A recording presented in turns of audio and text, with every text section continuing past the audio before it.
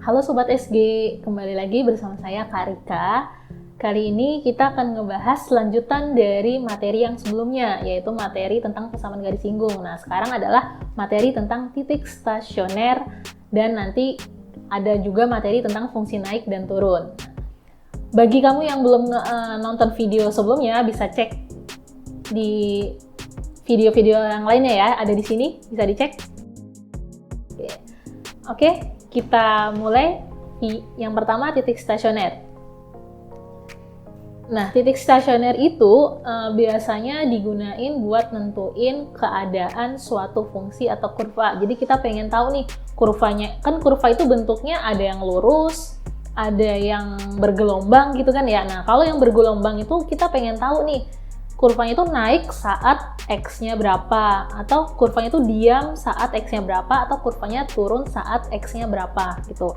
Nah, makanya dari sini kita bisa simpulin bahwa suatu grafik itu terbagi menjadi 3 keadaan. Yang pertama, keadaan naik atau disebut juga kurva fungsi naik, keadaan tetap atau disebut juga kurva fungsi stasioner, yang ketiga adalah keadaan turun. Nah, kalau kita pakai gambar kira-kira seperti ini ya. Yang warna merah ini saat kurvanya naik, yang warna biru saat kurvanya turun gitu. Sedangkan stasioner adalah bagian yang paling atas atau enggak bagian paling bawah, yaitu ketika kurvanya diam gitu. Makanya nanti dari sini tuh stasioner itu berguna buat nentuin nilai maksimum dan juga nilai minimum, dan juga fungsi naik dan juga fungsi turun. Jadi satu materi ini tuh bisa buat ngerjain berapa ya? 1, 2, 4 soal sekaligus gitu. Bahkan lebih dari itu juga bisa gitu. Nah, yang pertama kita bahas lebih dalam stasioner. Apa sih? Stasioner itu artinya tetap atau tidak berubah. Nah, apa yang tetap? Nah, apa sih yang nggak berubah? Yang nggak berubah itu adalah kemiringan garis pada titik tertentu gitu. Jadi titik stasioner adalah titik tetap, yaitu titik di mana kemiringan pada titik tersebut 0. Nah, karena nggak berubah tadi, maka bisa kita notasikan dengan angka 0. Jadi, pas stasioner itu dia nggak miring garisnya, alias gradiennya 0.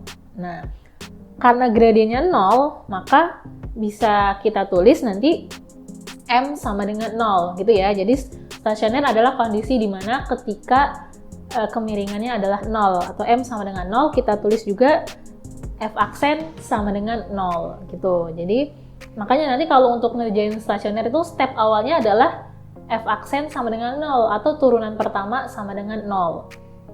Nah, titik stasioner itu punya beberapa nama. Yang pertama, dia juga bisa disebut titik balik, titik ekstrim, kemudian titik kritis, dan juga titik optimum. Nah, semua nama-nama ini adalah maksudnya titik stasioner. Jadi kalau kamu dapat istilah titik balik, titik ekstrim, titik kritis, jangan bingung, itu sama-sama aja juga titik stasioner gitu. Nah, kita masuk ke bagian jenis-jenis titik stasioner.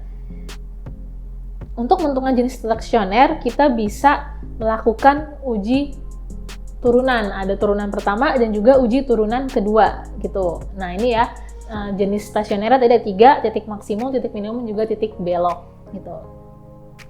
Nah, yang pertama kita akan ngebahas tentang uji turunan pertama. Jadi biasanya kalau di sekolah itu kalian akan diajarinnya yang turunan pertama aja gitu. Karena emang ini yang lebih umum dipakai, yang lebih sering dipakai buat tentuin stasioner, yaitu pakai turunan pertama gitu.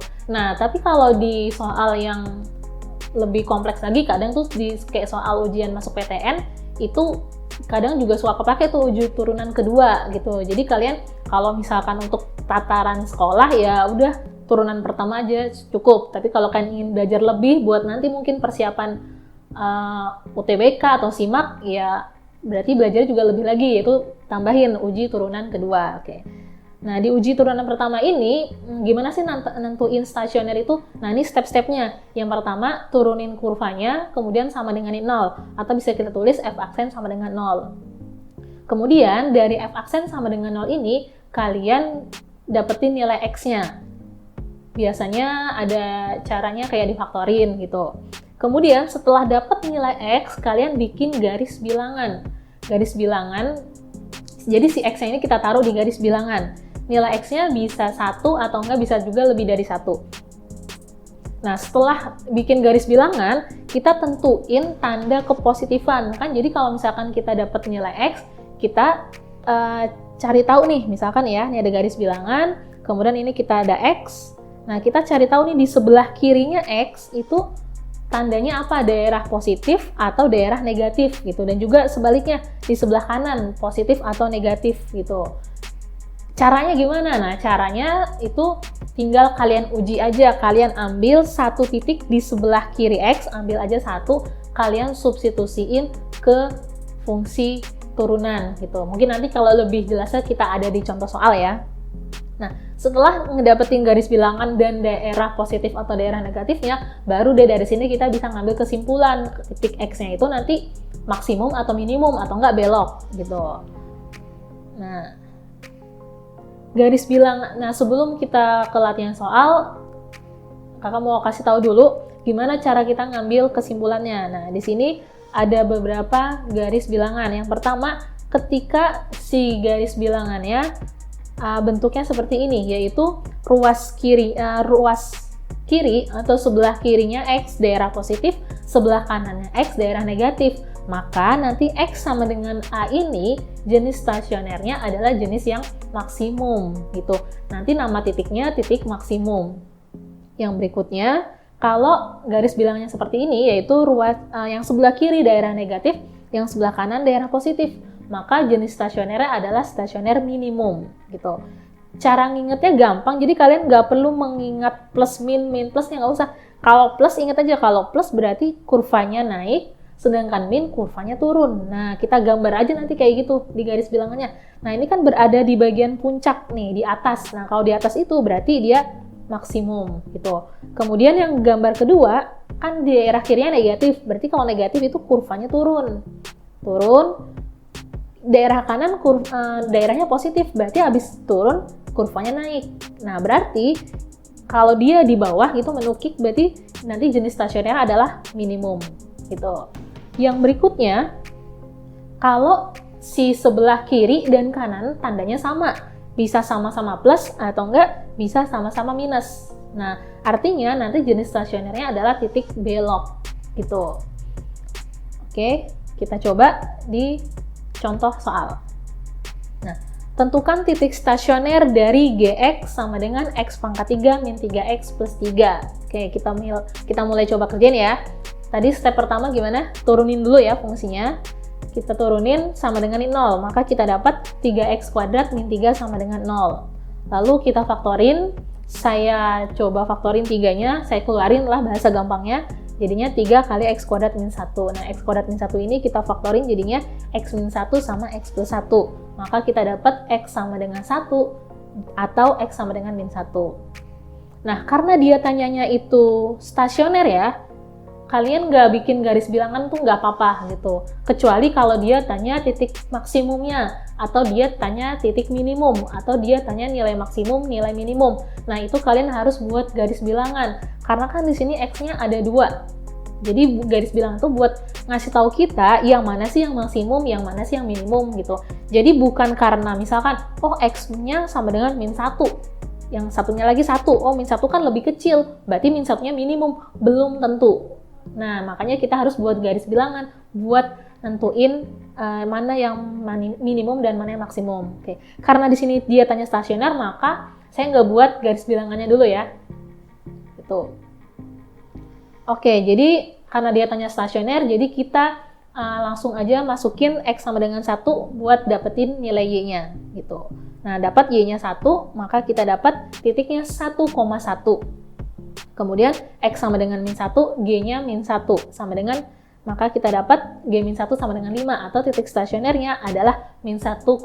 Nah, jadi kalau ditanya titik stasioner, kita berhenti sampai sini aja. Berarti titik stasioner adalah 1,1 dan min 1,5. Oke, jadi kalau misalkan nanti dia tanya titik maksimum atau minimum, gimana nih caranya? Nah, di sini kita bisa lanjutin. Jadi kalian bikin garis bilangan pas di bagian X sama dengan 1, X sama dengan min 1. Nah, garis bilangannya seperti ini. Ada min 1 sama ada 1. Nah, daerah kirinya min 1 itu adalah daerah positif. caranya gimana? Kita bisa, biasanya sih kalau nentuin daerah gini, kalian bisa ambil titik yang gampang, misalkan kayak X sama dengan 0. X sama dengan 0 kan ada di tengah-tengah ya. Nah, kenapa 0? Ya supaya cepet aja ngitungnya gitu, tapi sebenarnya mah bebas. Kalian boleh ambil angka 2, 3, min 5, min 4, asal jangan pakai angka yang ada di garis bilangan ini, yaitu min 1 sama satunya itu. Nah, si X sama dengan 0 ini kita masukin ke fungsi turunan ya, bukan ke fungsi yang awal. Karena kan kita tujuannya mau ngecek garis bilangan, jadi masukinnya ke fungsi turunan. Tadi fungsi turunannya apa? 3x kuadrat min 3. Kita masukin tuh 3 kali 0 kuadrat min 3. Hasilnya apa? 3 kali 0, 0 dikurang 3. Nah, hasilnya negatif 3. Kita ambil tandanya aja. Nah, negatifnya kita taruh bagian tengah. Kenapa? Karena kan tadi kita nyobanya X sama dengan 0 dan 0-nya ada di tengah. Karena daerah tengah itu minus atau negatif, maka daerah kirinya plus, daerah kanannya juga plus gitu. Sebenarnya sih harus dicoba ya satu per satu, cuman kan kelamaan, jadi kita bisa ambil polanya aja. Bisa pakai ini, polanya tuh selang-seling gitu. Jadi kalau min berarti sebelah kirinya plus, berarti sebelah kanannya plus lagi. Tapi mungkin nggak sih kalau misalkan sama-sama min atau sama-sama plus, mungkin aja. Nah, jadi ada triknya atau ada tips cara taunya gimana nih? Cara taunya mungkin nanti ya di pembahasan selanjutnya nih, mungkin pas titik belok tuh tandanya soal sama gitu. Nah, jadi kalau udah diuji, selanjutnya adalah, oke, ini kita hapus dulu ya. Oke, setelah udah nentuin plus minnya, kita bikin garis tuh. Kalau tadi kan plus masih ingat ya, kurvanya naik, negatif kurvanya turun. Nah, maka kesimpulannya adalah min 1 itu jenisnya maksimum dan 1 adalah minimum gitu. Maka min 1,5 tadi adalah titik maksimum. Sedangkan 1,1 jenisnya adalah titik minimum gitu. Oke. Satu lagi, gimana kalau nanti dia tanya nilai maksimum? Nah, kalau dia tanya nilai maksimum atau nilai minimum, berarti itu dia mencari nilai Y-nya. Kalau nilai maksimum berarti jawabannya 5. Kalau nilai minimum berarti jawabannya 1. Gitu. Nah, itu yang tadi yang seperti saya bilang di slide sebelumnya ya. Jadinya pertanyaan itu bisa macam-macam, bisa tanya stasionernya aja, bisa tanya titik maksimum, bisa tanya titik minimum, bisa tanya nilai maksimum, bisa tanya nilai minimum. Tapi konsepnya satu, G aksen sama dengan 0 atau F aksen sama dengan 0 gitu. Nah, di soal ini kita disuruh nentuin jenis titik stasionernya dari fungsi X pangkat 3 min 6X kuadrat plus 2X plus 5 gitu. Oke, step pertama kita turunin dulu ya si fungsinya. Maka kita tulis F aksen X sama dengan 3x kuadrat plus 12x ditambah 12 sama dengan 0. Nah, kita akan cari x-nya. Kalian boleh bagi 3 buat nyederhanain, atau kalian juga bisa keluarin angka 3-nya. Maka kita dapat x kuadrat min 4x ditambah 4 sama dengan 0. Nah, dari sini si x kuadrat min 4x plus 4 kita faktorin, yaitu x min 2 sama x plus 2 sama dengan 0. Maka kita dapat x-nya sama dengan 2 dan x-nya sama dengan negatif 2. Karena dia tanya jenisnya apa, maka dari sini kita sebentar nih, sepertinya ada kesalahan di sininya ya. Oke. Ternyata di sini harusnya negatif 2. Kita coba ganti dulu ya, x min 2. Nah, di sini x-nya ternyata kembar, x sama dengan 2 sama x sama dengan 2. Karena dia tanya jenisnya apa, kita coba bikin garis bilangan. Nah, di sini x-nya 2. Karena dia kembar, kita nggak perlu tulis angka 2 kali gitu ya, sekali aja 2-nya. Terus mungkin kadang kita kasih aja tambahan kayak 2 kecil di bawahnya. Buat nandain si angka 2 ini tuh tadi jumlahnya ada 2 gitu. Oke, selanjutnya sama kayak tadi kita lakukan pengujian buat nentuin daerah kiri sama kanannya si 2. Kita uji X sama dengan 0 ya untuk gampangnya. Si sama dengan 0-nya kita substitusikan ke turunannya. Jadinya 3 kali 0 kuadrat min 12 kali 0 ditambah 12. hasilnya apa nih? Oh, hasilnya adalah 12. 12-nya positif. Berarti di sebelah kirinya 2 adalah daerah positif. Sedangkan di sebelah kanannya 2. Nah, ini dia nih. Sebelah kanannya 2 positif juga. Nah, kenapa sih bisa kayak gitu? Nah, jadi gini tipsnya nih. Jadi kalau misalkan si X-nya punya jumlah lebih dari 1, kalian ini dulu, cari tahu dulu berapa sih jumlahnya, apakah jumlahnya genap atau jumlahnya ganjil. Kalau jumlahnya ganjil, kayak di contoh yang sebelumnya ya, tadi kan satunya cuma ada 1, min satunya cuma ada 1. Nah, itu berarti jumlahnya 1. Ingat ya, bukan nilai X-nya, tapi jumlahnya. Karena jumlahnya 1, berarti 1 itu ganjil. Nah, kalau jumlahnya ganjil, maka tandanya selang-seling atau beda. Gitu. Jadi tanda di kiri dan kanannya X tuh beda. Makanya kenapa plus min plus atau enggak min plus min gitu. Sedangkan kalau jumlahnya genap, nah maka tandanya itu harus sama. Kalau kirinya plus, kanannya juga plus. Kirinya min, kanannya juga min gitu. Nah, karena di sini tandanya sama ya, positif sama positif, maka jenis titik stasionernya nanti adalah jenisnya titik belok gitu. Oke, jadi bisa kita simpulin jenisnya adalah titik belok. Nah, seperti ini gitu ya. Kalau pengen tahu berapa sih koordinat titiknya, ya udah kalian tinggal substitusiin aja si angka 2-nya ke fungsi yang awal. Oke, kita substitusiin ya. X sama dengan 2, maka kita dapat F2 sama dengan 2 pangkat 3 min 6 2 pangkat 2 ditambah 12 kali 2 ditambah 5 gitu.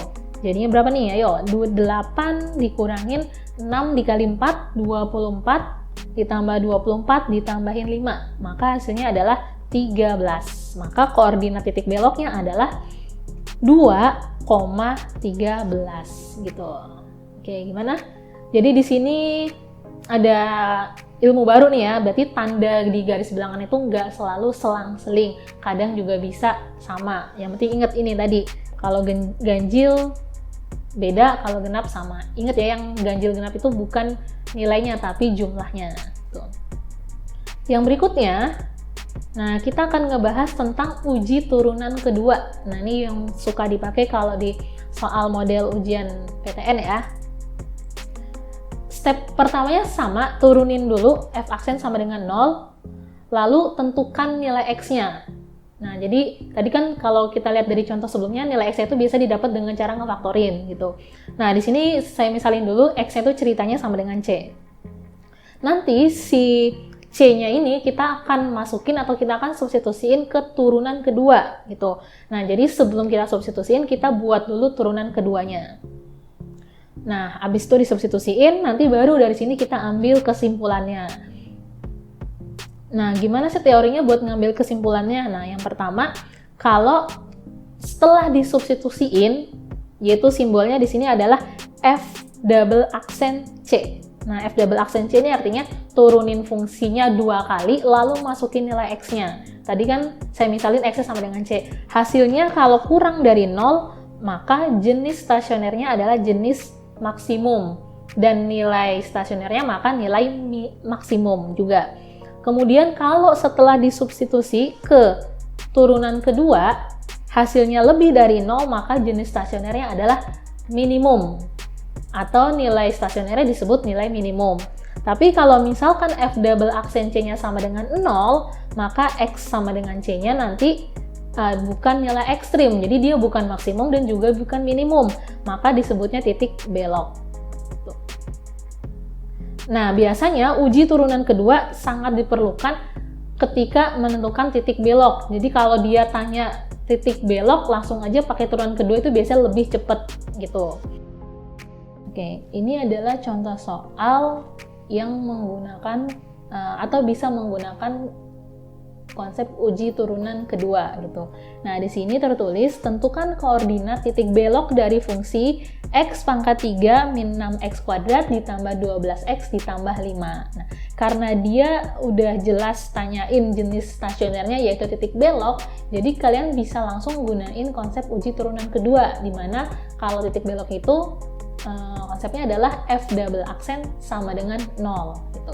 Nah, sebelum kita dapetin F double aksennya, kita cari dulu ya turunan pertamanya atau F aksen, yaitu 3x kuadrat min 12x ditambah 12. Ini turunan pertamanya.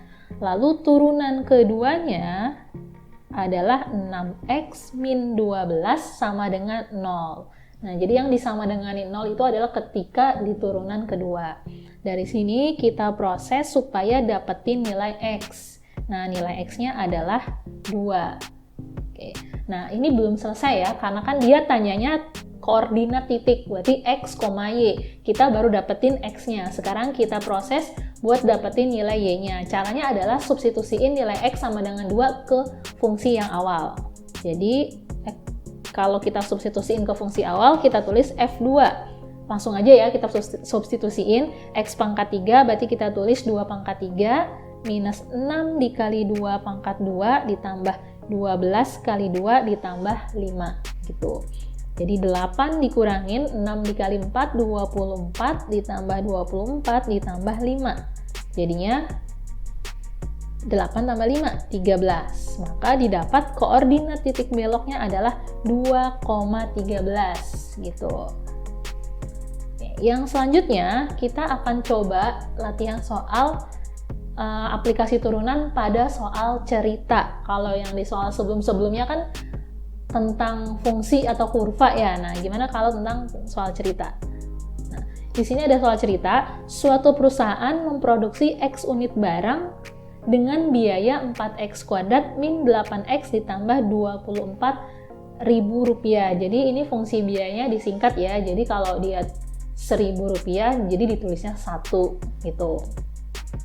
Nah, di sini fungsi biayanya adalah fungsi untuk tiap unit. Nah, ini adalah bagian yang harus kalian garis bawahi ketika ketemu soal kayak gini.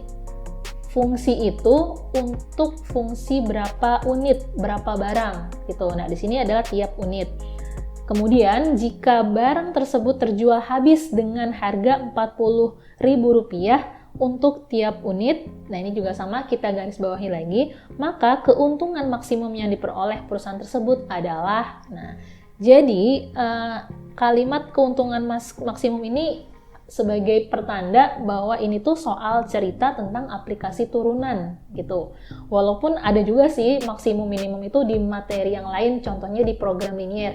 Tapi kalau di program linier itu fungsinya bentuknya itu pertidaksamaan biasanya ya gitu. Beda sama kalau di aplikasi turunan. Oke, yang berikutnya gimana nih cara ngejawabnya? Nah, pertama kita kita tulis dulu nih diketahuinya apa aja. Yang pertama ada biaya. Biayanya tiap unit kita kasih tauin di sini ya. Jadi kita tulis tiap unit. Jadi biar tahu kalau itu tuh biayanya belum untuk seluruh barang. Yang selanjutnya, nah si biayanya ini kita kali dengan X. Kenapa? Karena kita butuh biaya untuk seluruh unit. Jadi perlu dikali X. Nah, kenapa harus pakai biaya seluruh unit sih? Karena kan pertanyaannya itu keuntungan maksimum yang diperoleh perusahaan tersebut. Jadi dia di perusahaan itu dia pengen tahu keuntungan maksimum dari seluruh barang yang dia jual gitu. Maka dari itu si biayanya perlu kita kali dengan X gitu kan. Kalau satu barang berarti dikali 1. Kalau kita ngejual 2 barang berarti dikali 2. Nah, kalau kita ngejual X barang berarti dikali X gitu. Oke, yang berikutnya setelah dikali X maka kita dapat fungsi biayanya adalah 4x pangkat 3 min 8x kuadrat ditambah 24x. Nah, yang berikutnya di sini ada fungsi harga jual. Nah, di sini harga jualnya bentuknya Rp40.000. Nah, karena tadi biayanya dalam bentuk singkatan ya, kan disingkat Rp1.000, maka si harga jualnya kita tulisnya 40 aja gitu. Nah, di sini 40-nya untuk tiap unit alias untuk satu barang. Nah, ini perlu kita kali dengan X untuk mendapatkan harga jual seluruh unit. Nah, yang berikutnya, karena yang ditanya keuntungan maksimum, maka kita harus membuat fungsi keuntungan. Nah, fungsi keuntungan itu bisa kita dapat dengan cara pakai konsep keuntungan, yaitu harga jual dikurang biaya. Harga jualnya 40x, biayanya adalah 4x pangkat 3 min 8x kuadrat plus 24x.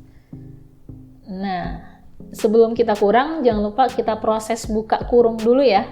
Jadi si minnya, kalau ada yang belum tahu, ini kita kali ke dalam gitu, jadinya didapat seperti ini. Setelah udah dikali, nah baru kita kurangin.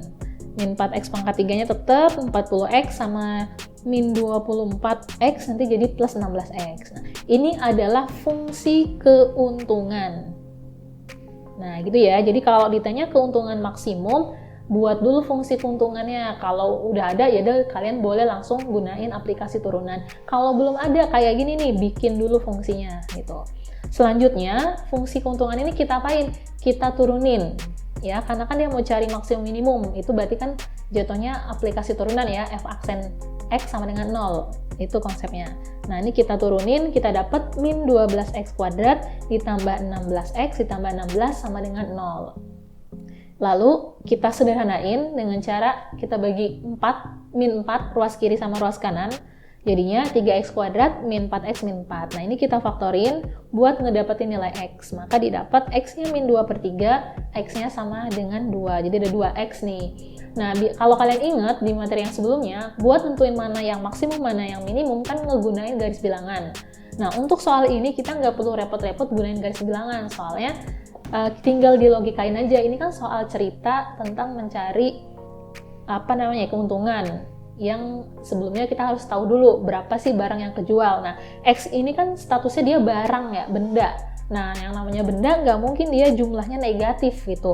Maka di sini tanpa membuat garis bilangan, kita bisa langsung ambil kesimpulan bahwa X-nya pasti 2 kalau pengen keuntungannya maksimum gitu. Gimana kalau nanti dapat X-nya dua-duanya positif dan dua-duanya bilangan bulat? Nah, kalau kalian temukan kondisi seperti itu, kalian wajib bikin garis bilangan buat nentuin mana sih nanti yang maksimum, mana yang minimum gitu ya.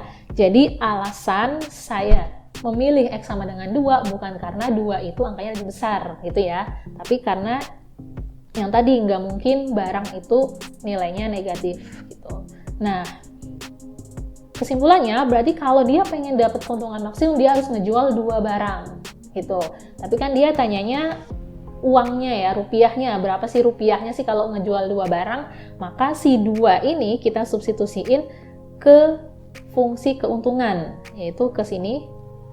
Nah, setelah disubstitusiin, didapat bentuknya seperti ini. Maka didapat keuntungannya adalah 32. Kita kali 1000 jadinya 32.000. Nah, seperti itu. Ini soal cerita tentang aplikasi turunan. Nah, seperti biasa, kalau ada bagian ini yang kalian belum paham, kalian bisa tulis di kolom komen ya. Oke. Soal berikutnya yaitu tentang bilangan. Di sini ada 2 bilangan M dan N memenuhi hubungan 2M dikurang N sama dengan 40. Nilai minimum P sama dengan M kuadrat plus N kuadrat adalah, nah, dia tanya nilai minimum P. Berarti si P-nya ini kita turunin nih. P aksen sama dengan 0. Nah, P-nya itu kan M kuadrat plus N kuadrat. Ini belum bisa diturunin. Kenapa? Karena di sini ada 2 huruf yang berbeda, M sama N. Nah, maka kita butuh satu persamaan lagi supaya huruf mereka sama. Nah, di sini kebetulan diketahui 2M min N sama dengan 40. Kita bisa buat N sama dengan. Jadinya 2M min 40 sama dengan N. Nah, ini kita substitusiin ke P.